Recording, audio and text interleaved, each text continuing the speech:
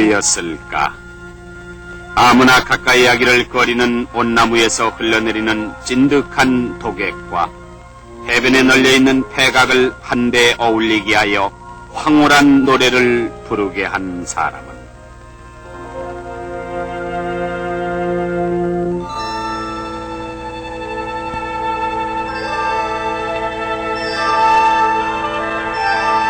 이 노인은 곱고 자상한 손을 갖고 있다.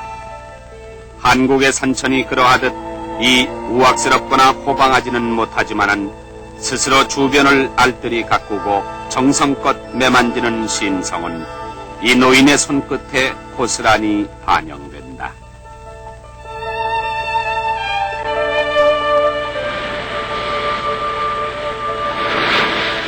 그냥 지나치기에 족한 하찮은 물건일지라도 건성 넘겨보지 않고 이리저리 주물러 마침내는 그것들의 새 생명을 불어넣어 격조 높은 아름다움을 창조하는 데에까지 이른 옛사람들의 슬기와 솜씨. 한국의 전승공예는 한국인의 손으로 만들어져 실용되어 온 일상생활의 도구들이다. 나전 칠기는 보통 칠기와는 달리 오칠을 하면서 그 위에 고운 삼배를 발라 연마하고 그 위에 자개를 놓는 작업을 한다. 자개를 놓는 기법은 주름질과 끊음질 두 가지로 구별되는데 지금 보는 것은 끊음질의 한 장면이다.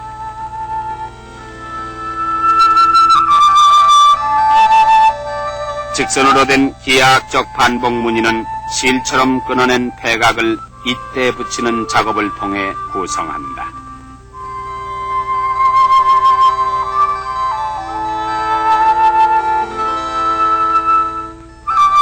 일단 자개를 붙인 뒤에는 다시 오칠을 두껍게 매겨 적당한 습도와 온도를 갖춘 칠장에서만 말리게 된다. 이때 칠장 속은 70%의 습기와 23도 이상의 온도를 유지해야 한다. 적당히 마르면 자개 부분을 긁어내어 자개 무늬가 노출되도록 하고 다시 오칠을 하여 말리는 작업을 5, 6회 되풀이하여 완성품을 만들어낸다. 한 작품이 빛을 보기까지는 구상과 도안, 그리고 17단계에 거치는 세분된 손질 등 짧게는 3개월에서 어떤 것은 3년이 걸린다. 오칠은 우선 습기에 강하고 부충제 역할도 하며 웬만한 타격에도 상처가 잘 나지 않는다. 이런 오칠의 좋은 점을 최대한으로 이용하면서 자개를 놓아 한층 화사하게 장식하는 것이 나전 칠기다.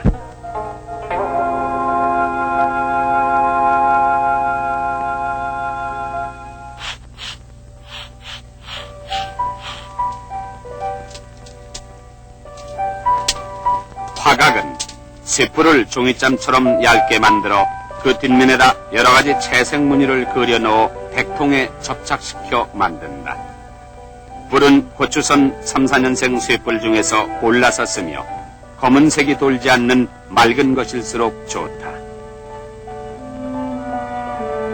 뿔의 두께는 0.3mm 정도가 되게 다듬고 밑그림을 밑에 대고 윤곽선을 그린다.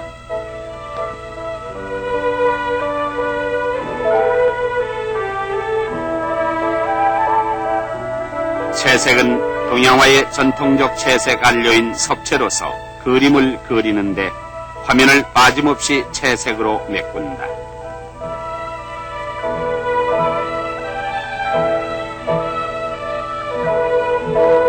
화각 붙임에는 접착제가 매우 중요하여 풀에다 악효와 명태 껍질을 섞어 접착력을 높여서 쓴다. 화각의 시호는 거북 등껍질을 이용한 고려시대 나전 칠기의 복체 기법에서 연유한 것으로 셀룰로이드 같은 투명판을 자연물에서 얻으려는 착상에서 비롯된 것이다. 화각장 공예품은 너무 화려하여 주로 여성용품으로 사용됐으며 선비용품으로는 금기시했다.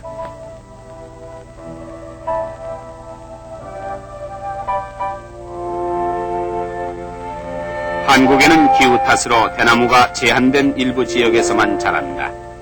그래서 얼마 안 되는 대나무지만은 요긴하게 사용할 줄 알았고 귀하게 여겨 세공화했던 것이다. 채상은 죽세공의 한 극치다. 왕대의 표피 부분을 얇고 똑고르게 뽑아내기란 숙달된 손끝의 감촉으로만 비로소 그것이 가능하다. 대올뜨기가 남성의 일이라면은 대올에다 염색을 하여 방직을 짜듯 엮는 것은 여성의 일이다. 채상의 무늬는 네모를 중심으로 하는 방울무늬, 완자무늬, 수복자무늬 등 다양하게 할 수 있으며 비단결에 견줄 만큼 곱게 엮어진 고급품이다.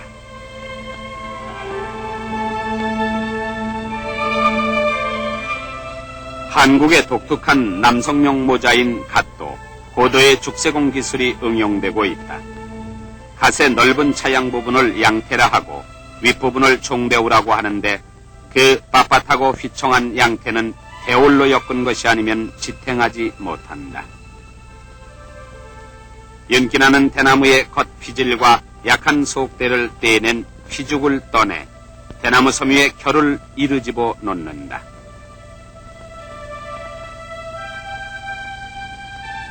그리고는 휘는 듯 충격을 가함으로써 곧은 결을 일으켜 머리카락 같은 대올을 얻을 수 있다.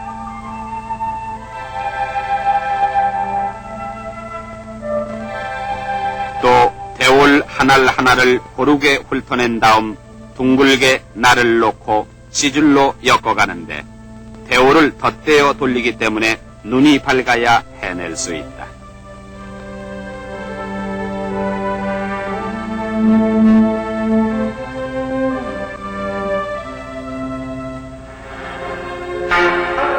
그리고 오칠을 하고 그 표면에 명주실을 하날 입히고 또 오칠을 하는데 그때 미세한 눈이 하나도 메꿔지지 않아야 곱고 아른아른한 훌륭한 양태가 만들어진다.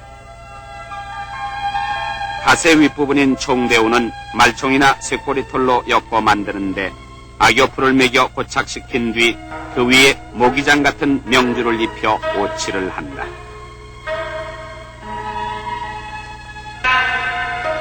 양태와 총대우의 제작이 각기 다른 지방의 특산물인데 이것을 조립하는 조립장 또한 다른 사람이 한다. 갓을 만드는데 이렇듯 많은 손이 가고 그 기술이 절묘하기 때문에 그 값이 비싸 일부 양반층 계급에만 쓰게 한 것도 특색이라 할 수 있다.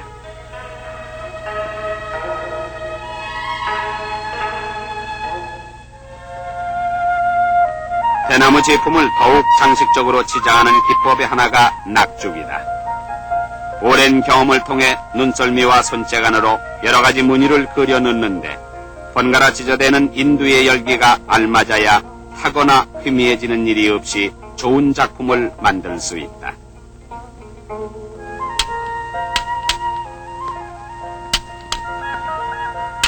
한국의 탈들은 엄밀한 의미에서 공예품은 아니지만은 근래에 와선 한국적인 얼굴로 공예화되고 있다.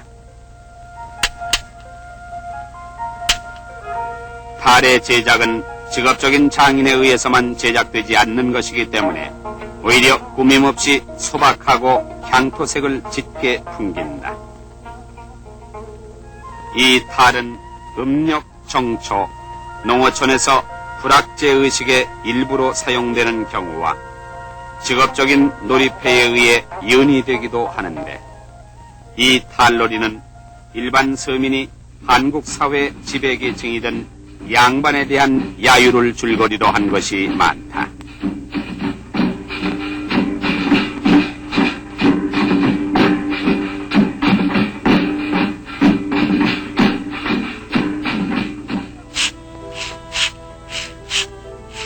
한국의 활은 물소뿔과 대나무, 쇠심줄, 뽕나무를 겹겹이 접합해서 만드는데 물소뿔 하나에서 한 장의 각재밖에 뽑아 쓰지 못한다.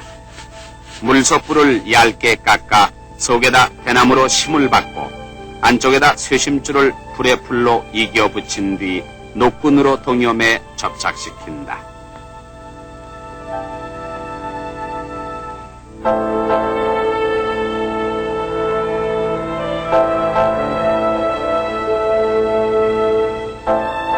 활은 보통 둥글게 돼 있지만은 사용할 적에는 그 반대가 되게 휘어잡아 시위를 건다.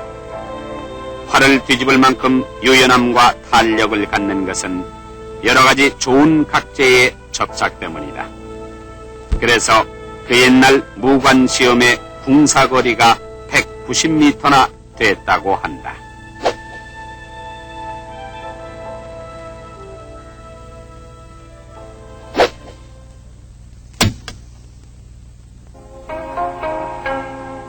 옛날 한국의 서민층 대다수가 목화시로 짠 무명옷을 즐겨 입었다. 그래서 길쌈은 옛부터 모든 분야자들의 필수적인 기능이었으며 전국의 농가가 배틀을 보유하고 간의 수공업으로 일해왔었다. 그러나 금세기 초부터 석유화학 제품에 밀려 농가의 길쌈은 점차 퇴색해 오늘날에는 극히 일부 지방에서만 특산품으로 생산될 뿐이다.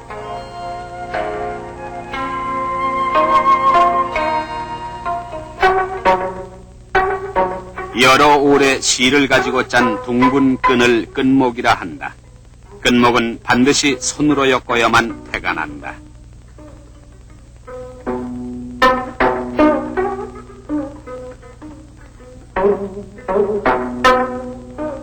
끈목을 주머니끈, 도포끈 따위로 사용할 적에는 그 끝에 술을 달아 칠해하는 것이 상례인데 지금 보는 것은 술을 엮는 장면이다.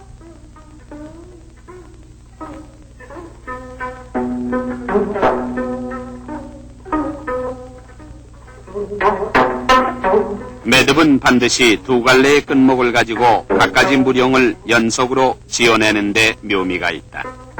이런 매듭들은 수식으로 사용되므로 맨 아래 끝에는 술을 달아 마감한다.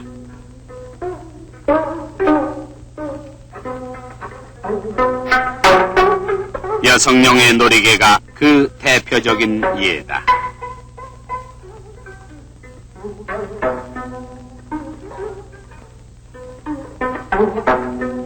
한국의 자수는 아마 불교 미술의 도입으로 한층 미술로서의 격을 높일 수 있었다. 그래서 오랜 유물로는 불교 유물이 전하며 조선시대 후기 것은 대개 복식이다.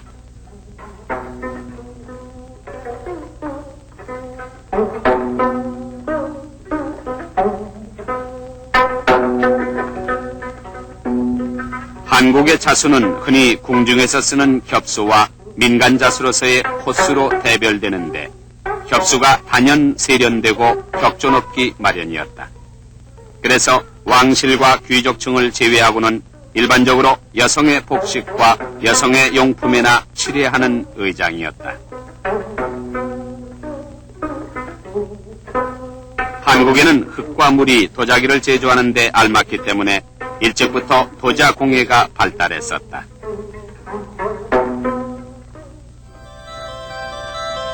백자의 흙은 희고 차진 고령토가 주 재료인데 여기에 유약을 만들 수 있는 물이 있어야 하고 인근에 많은 소나무 숲이 있어야만 적지가 된다. 백자의 흰 바탕 위에 약간의 청화를 사용한다든가 사군자, 산천초화, 십장생 등의 철화를 그려 넣어 간결하고도 담백하면서 건강한 맛을 풍기게 한다. 마지막으로 유약을 칠하는데 유약의 배합은 도공 혼자만이 아는 비방이다.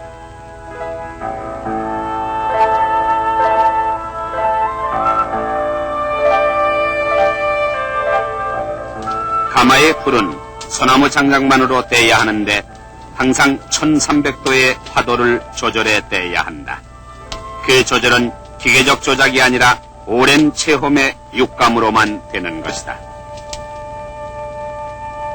백자는 그 꾸밈이 서민적이고 소박한 한국미의 기틀을 잡았다 할 것이며 청화나 철사의 시원스런 무늬도 한층 대중적 취향에 영합한 자취를 보인다. 고려 청자는 중국 송나라 자기의 영향을 받았다고 하나 기형과 발색, 문양 등이 한국적이다. 그중 상감기법은 독자적으로 개발된 정교하고 훌륭한 시문 방법이다.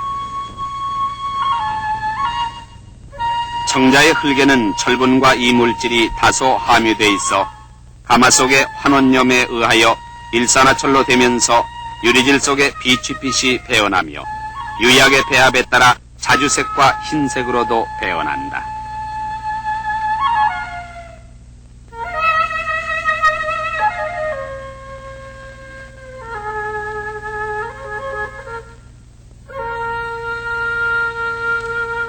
어느 도공이나 불을 뗄 때에는 작품의 성패를 가름하는 마지막 정성을 다한다.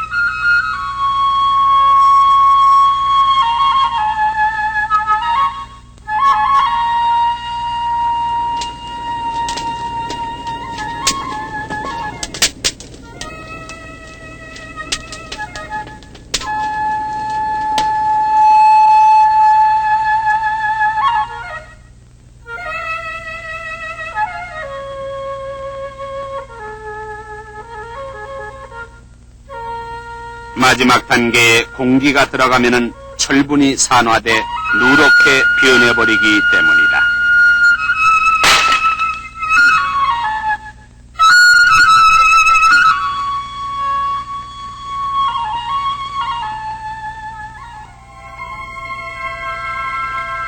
한국에 맨 처음 금속물이 들어온 것은 청동기 시대가 시작되는 BC 8세기경까지 소급되고 있으며 이어 철이 들어오고 그 다음 금, 은의 시대가 열렸다. 이런 금속품의 유입은 주물과 단조 기술뿐만 아니라 합금과 상감 기법을 발전시킴으로써 아주 훌륭한 역사적 유물을 남기고 있다.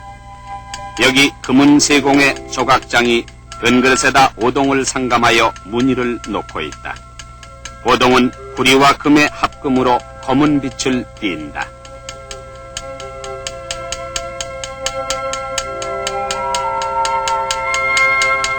한국에는 청동기의 일종인 놋쇠가 일찍부터 발달했으며 구리, 아연, 석 등 용도에 따라 합금 제작되어 의식용구 및 생활용품으로 쓰여져 왔다.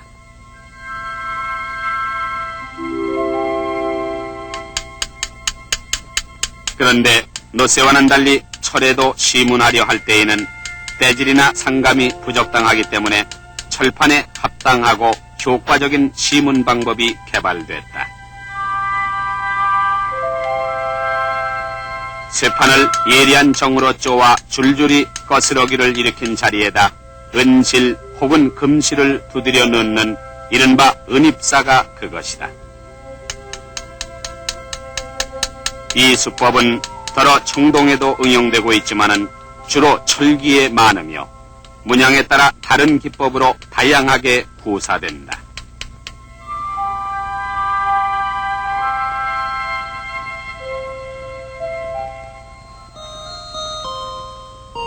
장도는 본시 도자장, 즉 칼을 만드는 사람의 일에 속하는 것인데 자그마한 칼을 항시 몸에 지니는 습관으로 말미암아 그 칼이 훨씬 장식적인 물건으로 변했다.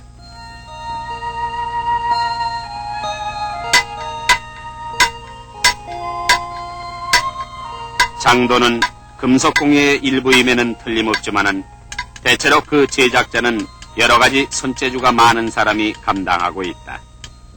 흔히 칼은 전문적인 도자장에게 주문해다 쓰고 장도장 자신은 칼집의 치장에만 치중하는 것이 보통이다.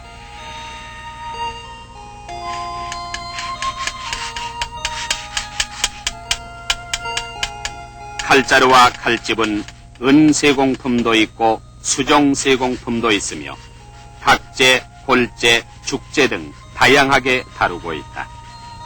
그만큼 한국에 있어서 뛰어난 장도장이라 한다면은 전통공예의 만능 기술자라 할 수 있다.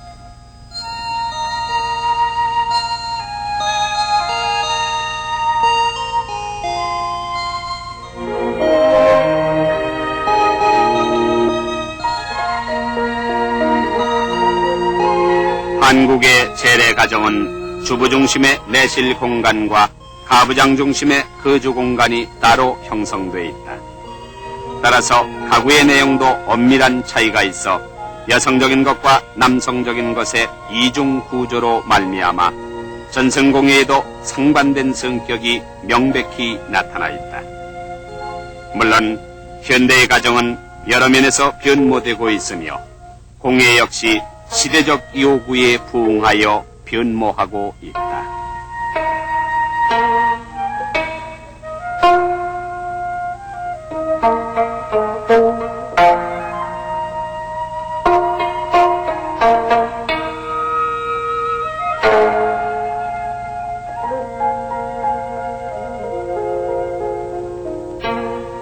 아직은 전승의 성격이 강한 것들이 상당히 남아있지만은 점차 현대 감각으로 다듬어지고 혹은 기계화됨을 막을 수는 없을 것이다. 그러나 조상이 물려준 정교한 한국의 공예품은 한국인의 손을 거쳐 영원히 이어져 내려갈 것이다.